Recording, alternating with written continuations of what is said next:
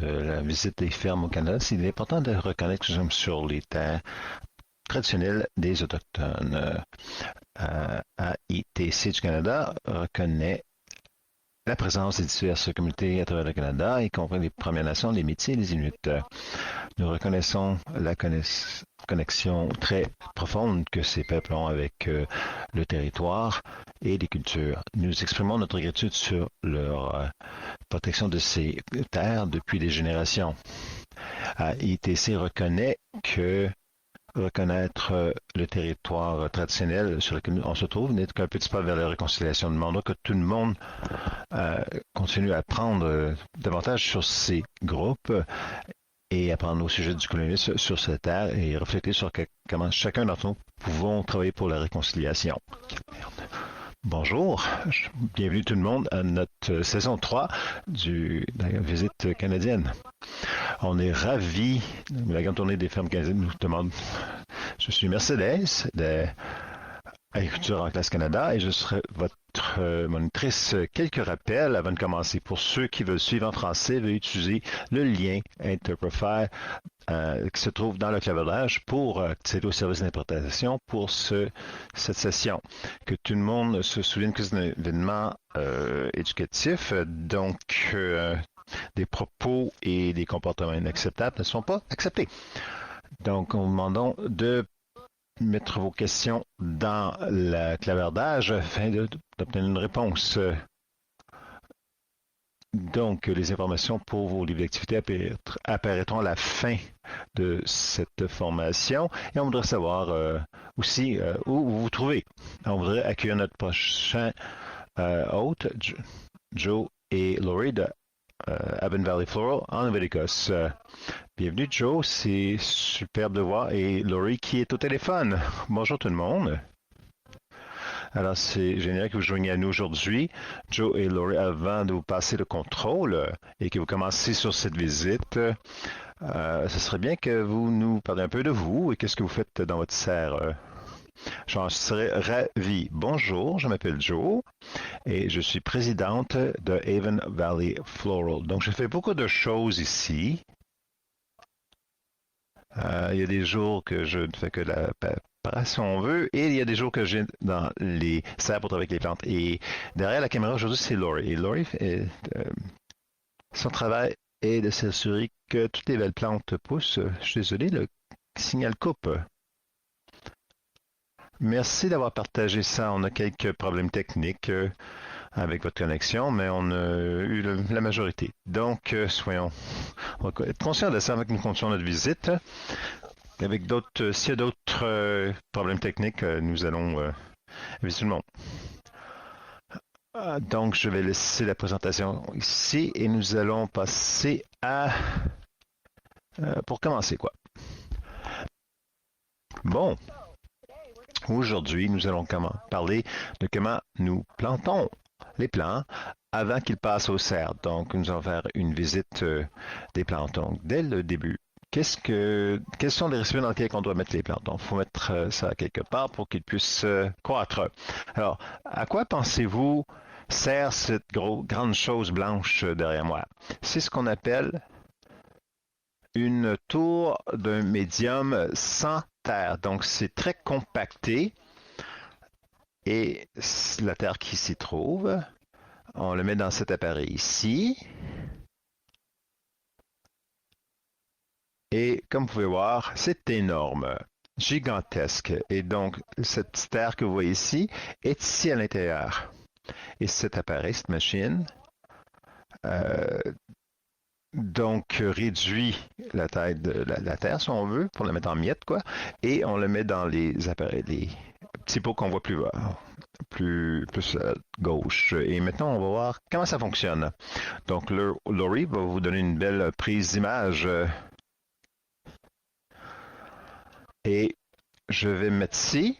Donc, ici, vous pouvez voir qu'on a des petits pots et des récipients sur la ligne. Vous voyez comment il se déplace. Et donc, ça se déplace vers la machine, l'appareil, qui les remplit de la terre ou ce substrat. Et maintenant, c'est un substrat très léger qui remplit les pots. Génial, non?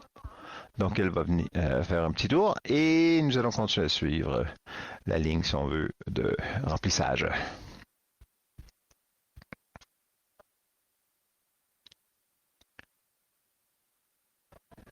Donc ici, j'ai des pousses et c'était des graines qui, on voit qu'ils ont des feuilles, ils ont des racines. Je vais vous laisser deviner c'est quel genre de plante. Et je vais vous donner, soumettre vos commentaires dans le chat. Donc ce plateau, bien ici, on peut voir que cette dame les met ou les repique une plante à la fois dans nos petits pots. Et si Laurie veut me filmer, je vais vous montrer. Pour chaque petit pot, on prend donc le repousse et on le met dans les pots jusqu'à temps que tout est bien. Et maintenant, ils continuent sur leur petit voyage. Joe, avant de vous poser la question, je vais lire certaines des... Donc, tournesol, basilic, citron, pomme de terre sucrée. Et voilà, quelqu'un a compris. Qui a dit pomme de terre sucrée? Oui. Une patate sucrée. Donc, c'est une vigne pour la patate douce, oui, qui va rentrer dans nos petits pots. Et la question que nous avons, c'est combien de pots sont nécessaires à remplir? C'est Morgan qui pose la question. Nous remplissons des centaines de milliers de petits pots pendant la session. Est-ce que c'est bon pour Morgan? Et donc, on va jeter un coup d'œil sur les prochaines caractéristiques. Donc, entre la plante et ce qu'on a planté. Et ici, il y a donc une étiquette pour dire c'est quel genre de plante, essentiellement. Et Laurie va nous filmer à rentrer dans la prochaine machine ou appareil. Vous pouvez voir, c'est donc, on arrose. Vous pouvez voir l'eau. Donc, c'est le tunnel d'arrosage. Et une fois qu'on a fini la plantation, chaque pot est arrosé. Et on va passer à l'autre côté. Et vous allez voir de quoi que ça a l'air une fois qu'on sort. Et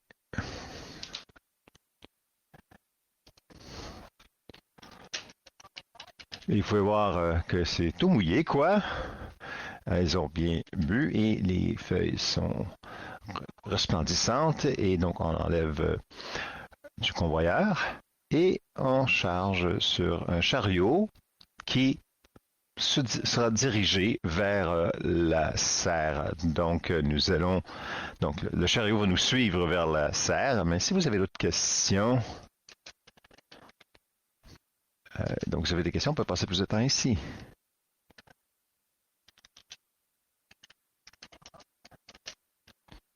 Donc, une question. Comment le convoyeur fonctionne-t-il? Est-ce que vous avez besoin d'électricité? Qu'est-ce qui arrive si une panne électrique? Donc, très bonne question. Et c'est Bennett qui pose la question. Bonjour, Bennett.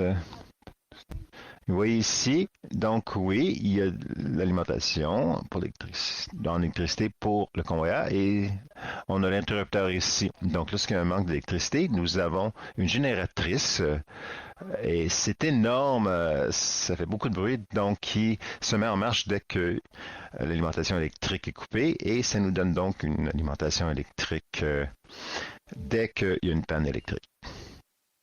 Très bonne question. Et d'autres... Donc, une autre question de l'autre section.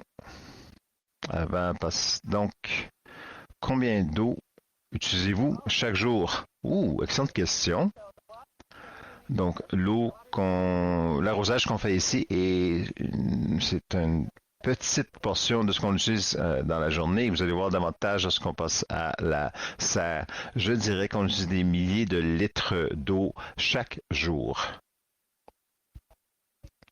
Ce serait comme remplir votre bain ou votre baignoire 20, 30, 40 fois par jour. Extraordinaire. Merci. Passons à la prochaine section et on aura d'autres questions avant de continuer. Donc, nous allons suivre les chariots. Donc, si vous me suivez ici, vous allez voir, ça va être beaucoup plus illuminé, plus ensoleillé, quoi. Il nous faudrait peut-être nos lunettes soleil ici. Donc, suivez-moi. Et donc voilà. Et maintenant, il fait très chaud, c'est ensoleillé, beaucoup de lumière, lumineux. On va passer à une autre section de la serre, mais alors que nous avançons, vous voyez toutes ces plantes, vous les voyez, toutes ces plantes autour de nous, elles viennent tous de cette ligne. Donc,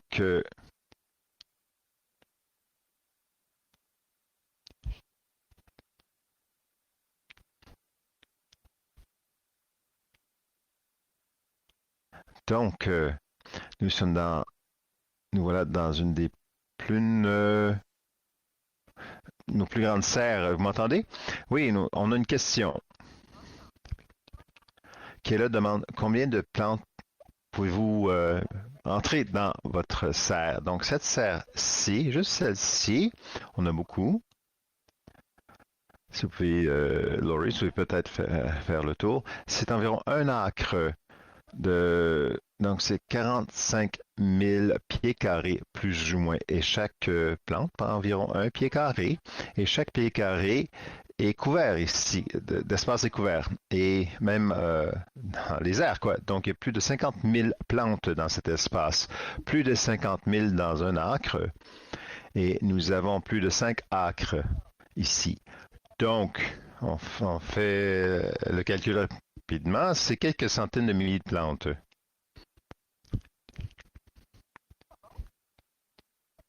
Donc, vous allez voir qu'il y a des plantes par terre, dans la serre, et on va regarder vers le haut, et on voit qu'il y a des plantes suspendues en haut.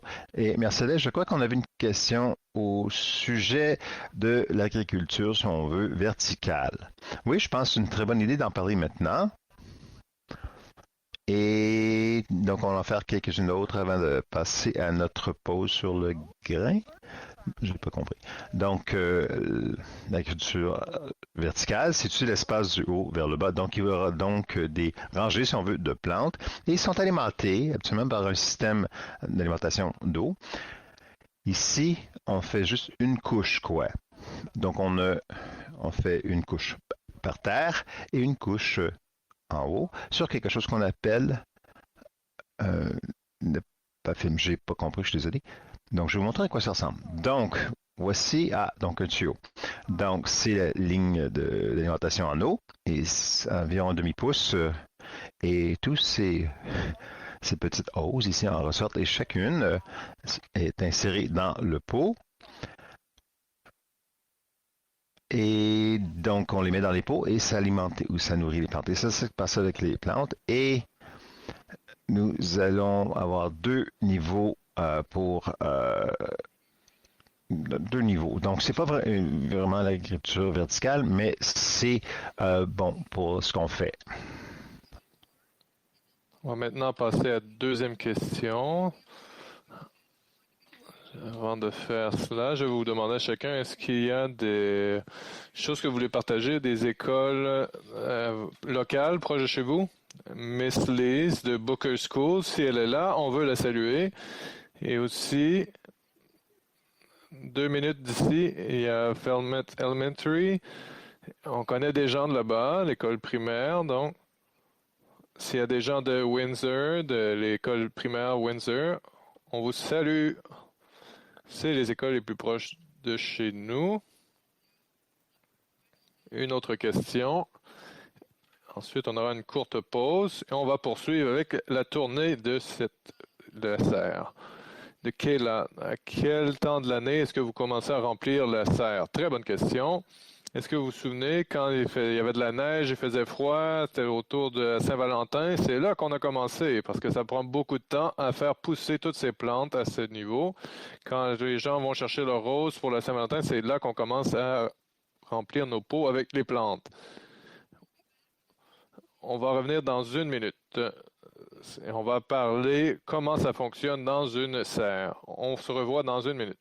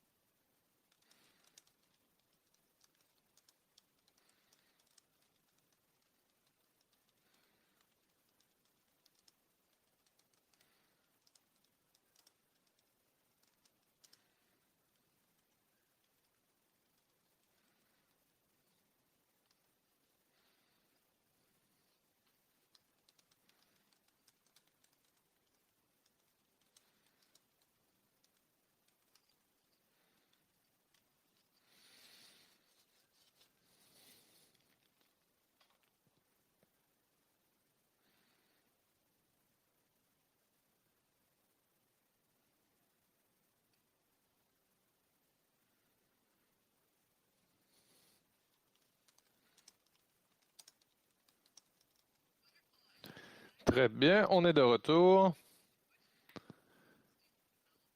On a des gens de Nouvelle-Écosse qui nous posent une question. Je veux savoir comment est-ce que ça fonctionne dans la serre. Je crois que ça fait un bon lien avec la suite de la tournée. Très bien, c'est vrai. Enfin, une serre, c'est une récolte qui est protégée par une toile. La raison pourquoi on veut utiliser une serre, c'est qu'on veut la protéger de toute la température extérieure. Ça peut être de la protéger du froid, de trop de pluie, du vent. Et dans une serre, on peut contrôler ces différents paramètres. Vous voyez que mes cheveux bougent un peu, vous remarquez? Oui, il y a un peu de vent ici dans la salle. Pourquoi est-ce qu'il y aurait du vent dans une serre? Il y a deux raisons. Est-ce qu'on peut voir ici? Est-ce que vous voyez le toit ici? Oui, on peut regarder le toit. Est-ce que vous voyez le soleil qui ressort ici? Je ne sais pas si on le voit bien. On peut voir le ciel avec les ciels bleus ici, oui. Et ça referme. On peut voir que c'est difficile un peu. On a quelque chose qui s'appelle la ventilation passive. Notre toit s'ouvre et ferme pour laisser un mouvement d'air entrer dans la serre. On peut ouvrir le toit et tout le toit, il y a un moteur qui va activer les vitres du toit et tout l'air frais va rentrer et va refroidir la serre. Et quand on veut baisser la température, remonter la température, on baisse les fenêtres. Ce qu'on peut voir ici, est-ce que vous voyez le ventilateur ici? Oui, vous voyez là? C'est un ventilateur à haute vitesse et son but est de déplacer l'air dans la pièce parce que les plantes, elles n'aiment pas l'excès d'humidité. Elles ne veulent pas que ça soit trop chaud et qu'ils transpirent trop. Alors, on déplace l'air pour que les plantes soient plus à l'aise. Ça fait sécher leurs feuilles. Ils n'ont pas comme ça de moisissures ou d'autres maladies bactériennes. C'est pour ça que vous pouvez voir du vent dans la serre. Mais c'est pas du vent extérieur, c'est vraiment du vent qui est créé à l'intérieur. Mais on peut vous dire aussi comment est-ce qu'on garde ça au chaud quand c'est froid à l'extérieur. Vous voyez la grosse boîte grise là? Je sais. Bon, là, on va la suivre avec la caméra. On va parler de deux choses ici. On va parler de cette grande boîte ici en arrière de moi. Et ça, c'est une unité de chauffage. Et quand l'unité de chauffage s'active, quand il fait trop froid ici, il y a des différents senseurs de température. Il va s'allumer et il va réchauffer l'environnement des plantes dans la serre. Une chose à propos des plantes, ils aiment la température qu'on aime. Si vous êtes à l'aise, les plantes aussi sont à l'aise. S'il fait trop chaud pour vous, ben il fait trop chaud pour elles aussi. Pour la plupart des plantes qu'on fait pousser ici. Une autre chose qui est très importante dans une serre, comme on n'est pas à l'extérieur, il n'y a pas de pluie, il faut s'assurer, il faut faire notre propre pluie pour que nos plantes reçoivent l'eau. Vous voyez le gros tableau ici? Je crois que le signal va être encore bon pour la diffusion. Ici, on a de l'eau qui arrive sur un grand tuyau parce qu'on utilise beaucoup d'eau. Et c'est passé ici dans un système de filtration. C'est un système aussi qui permet de fertiliser. Il y a de la nourriture pour les plantes, et fertilisant, il y a de l'eau froide qui rentre, et ça le mélange au bon niveau qu'on veut pour fertiliser à travers tous ces petits tuyaux ici qui se propagent partout dans la serre. Dans chaque plante va en recevoir. Si on suit les lignes, chaque plante reçoit leur eau et leur fertilisant. Alors, la serre reçoit une protection du vent, de la pluie, de froid extérieur. Et à l'intérieur, on peut la refroidir, on peut la réchauffer, on peut leur donner de l'eau aussi avec des machines et de l'équipement spéciaux. Ça, c'est la base pour une serre. Il y a d'autres choses à vous montrer, mais je vais vous donner une petite seconde si vous avez des questions. Très bien, merci. Je vais vous demander, c'est une question qui a déjà été... Quelle est la température exacte de la serre? Comment est la température idéale? Alors, ça dépend du temps de l'année et qu'est-ce qu'on veut faire avec notre récolte. On peut changer la température pour influencer le comportement de la récolte. Si on veut faire pousser des feuilles, on va avoir une température donnée. Mais si on veut que les plantes fassent plus de fleurs, il faut les stresser, parfois trop chaud, trop sec, et ils vont commencer à faire des fleurs. C'est un jeu, donc parfois on la monte, parfois on la baisse, mais en ce moment, c'est environ, je dirais, 19 degrés en Fahrenheit, et 65 Fahrenheit, mais c'est environ 18-19 degrés Celsius. Très bien. Une autre question avant de poursuivre. Notre prochaine question, on attend de Tia. Combien de fois devez-vous donner de l'eau dans la serre par jour? Et c'est une bonne question. Ça a un lien avec le soleil, avec l'illumination. Si c'est une journée assez nuageuse, l'eau ne s'évapore pas autant dans les pots. Mais si c'est une journée super ensoleillée comme aujourd'hui, ce soleil va emmener beaucoup de chaleur et les plantes vont transpirer beaucoup plus et vont libérer l'eau dans l'atmosphère. Alors, ils ont besoin de plus d'eau. Ces plantes, en ce moment, cette taille, reçoivent de l'eau environ à chaque jour ou 2 jours, dépendamment de l'humidité et de l'ensoleillement. Ce sont des plantes pratiquement prêtes à être vendues. Elles sont là depuis 9 semaines. Et ça fait déjà 10 semaines depuis qu'on les a plantées. La semaine prochaine, elles seront prêtes à vendre pour votre maison, ma maison, peu importe leur acheteur. Merci beaucoup pour votre réponse. Il nous reste environ 5 minutes. Si on peut continuer avec le tour, on va faire des questions-réponses à la fin. Je vais vous montrer quelques petites choses aussi encore. On va aller là-bas. Pas toutes les plantes utilisent ce système d'irrigation. Parfois, il faut les arroser manuellement. On a des hausses ici pour arroser. C'est un peu différent. Vous voyez la taille du tuyau? C'est quand même assez gros, non? Et comme ça fait sortir beaucoup d'eau, on met ici une pomme différente qui limite la sortie d'eau. Et quand on arrose les plantes, ça s'arruse de faire une belle douche de pluie avec des petites brumes de pluie pour ne pas que ça soit un gros jet d'eau qui brise les plantes. Parce que c'est ce qu'on aime plus. Ils aiment la pluie. C'est un peu comme de la pluie. Et quand on veut arroser manuellement, c'est comme ça qu'on le fait. C'est une chose. Et maintenant, je vais vous montrer autre chose par là-bas.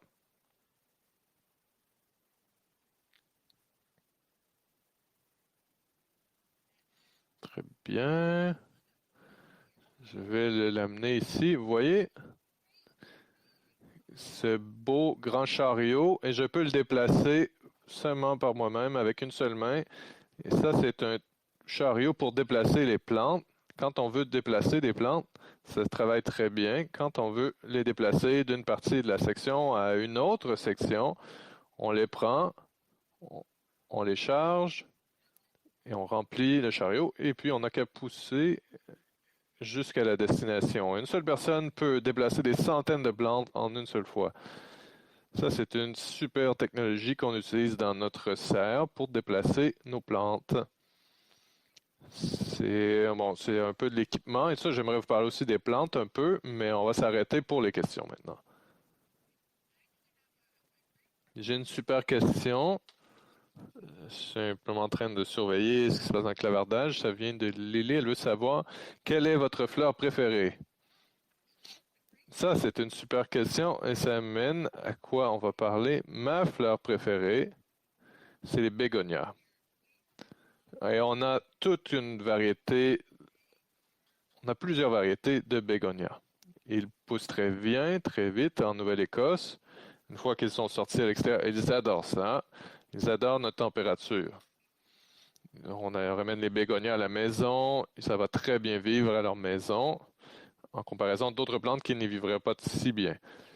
Si on peut s'approcher ici, j'adore les bégonias parce il y en a tellement de variétés. Vous voyez, celle-là est jaune et c'est tout léger autour, c'est très joli. Et vous voyez celui-là? Il est joli aussi, non? C'est tous des bégonias. Mais ça ne s'arrête pas là. Et il y en a tellement de variétés. Si on jette un œil rapide à la serre et tous les bégonias qu'on a, on a des jaunes, oranges, rouges, et oranges et roses. Est-ce que vous pouvez me dire c'est quoi la couleur de celle-là? Qu'est-ce que ça a l'air pour vous? C'est une couleur, c'est un nom qui est très populaire ici en Nouvelle-Écosse et surtout dans la vallée Annapolis. C'est très célèbre ici, dans notre vallée. Je vais vous laisser ça en suspens. En haut de nous, on a une de mes fleurs préférées, c'est les géraniums. Si on regarde ici, vous pouvez voir cette belle fleur rose claire. C'est un géranium. Et je les aime beaucoup parce qu'ils font des fleurs tout l'été et continuent de faire des floraisons tout l'été. Et elles aiment beaucoup le climat de la Nouvelle-Écosse. C'est une plante qui aime la Nouvelle-Écosse. Est-ce que ça répond à la question? Oui, c'est une très belle réponse. Je vois qu'il y a des gens qui aiment parler des couleurs. Et à Coral, Apple Blossom, donc qui a dit donc on a eu fleur de pommier, on a eu aussi pêche, donc Apple Blossom, fleur de pommier, la couleur fleur de pommier. C'est vraiment une couleur unique. Est-ce que c'est spécifique à la Nouvelle-Écosse ou à la vallée dans laquelle vous vous trouvez? Ça peut être trouvé un peu partout, mais on en fait pousser beaucoup parce que nos clients aiment cette couleur. Ils croient que c'est une super couleur et ça les fait dire qu'ils vont penser à toutes ces fleurs de pommier qui vont sortir dans la vallée très prochainement.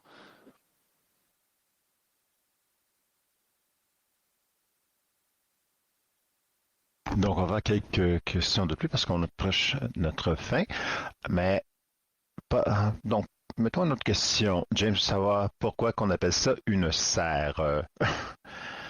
Greenhouse en anglais, est-ce que c'est un terme spécifique, quelque chose de spécial dans l'histoire de ce nom? Excellente question. J'ai aucune idée. J'ignore quand on a utilisé pour la première fois une serre, greenhouse en anglais, parce qu'on fait pousser des choses vertes et des choses peut-être des choses mourraient s'ils étaient dehors l'hiver, je sais pas. C'est une autre question, mais c'est une très bonne question. Autre question. Tu veux savoir où trouvez-vous les graines ou les semences? Alors, nos fournisseurs sont peut-être de l'Ontario. En général, c'est là qu'on trouve nos semences. Et beaucoup d'informations dans les catalogues d'où viennent les semences et il y a certaines choses qui appartiennent ou viennent de certains pays. Donc, on doit les commander de ces fournisseurs dans ces différents pays parce que des fois, il y a des brevets sur ces plantes. Mais bon nombre de nos fournisseurs viennent de l'Ontario. Alors, on s'amuse beaucoup entre l'Ontario et la Nouvelle-Écosse. D'autres questions? J'ai remarqué que lorsque je regardais le clavardage, mais la première question de Bev. Donc, est-ce que les pollinisateurs visitent les plantes dans votre serre? Oh, c'est quelque chose que j'ai oublié de parler. Donc, parlons des bébites pour quelques minutes. Bon, on adore les pollinisateurs. Et oui, parfois, ils entrent dans les serres. Mais ce qui est important au sujet de nos serres, c'est que on n'aime pas utiliser les pesticides. Et si on a parlé on entend c'est que les pesticides tuent les mauvais insectes dans vos plantes. Mais il y a d'autres façons de se débarrasser des insectes nuisibles. On peut utiliser des produits biologiques, donc utiliser aussi des bons insectes pour combattre les mauvais insectes. Donc, il y a des millions de petits insectes qui sont bons, mais ils sont tellement petits qu'on ne les voit pas, mais ils sont dans une guerre continuelle entre les insectes nuisibles. Donc, mais on a ces petites guêpes qui viennent et donc ils sont partout autour de nous, quoi. Donc oui, les pollinisateurs sont avec nous, mais il y a beaucoup d'autres insectes qui font leur travail. Et une question que je vais poser avant de vous donner quelques derniers mots. J'ai vu ça de Sherry dans les commentaires. Elle voulait savoir pourquoi vous avez utilisé à travailler dans des serres et pourquoi vous êtes devenu présidente de Avon Valley Floral Inc. Et c'est quoi votre cheminement essentiellement? Et qu'est-ce que peut-être amené Laurie aussi, si vous connaissez l'histoire? Eh bien, c'est très long, mais on va prendre la version très courte. Je suis venu visiter un jour pour rencontrer l'ancien président de la compagnie au sujet des besoins d'affaires dans la communauté. Et c'était si on a commencé à parler, discuter de plantes. Et je me suis rendu compte que j'ai grandi sur une ferme et tout dont on me parlait, ça m'allumait. Donc, je voulais passer plus de temps ici. Et donc, plus qu'on discutait, je me suis dit, c'est peut-être la place que je devrais me retrouver. Donc, je me suis joint à l'équipe et je suis jamais parti. Et j'ai rencontré Laurie.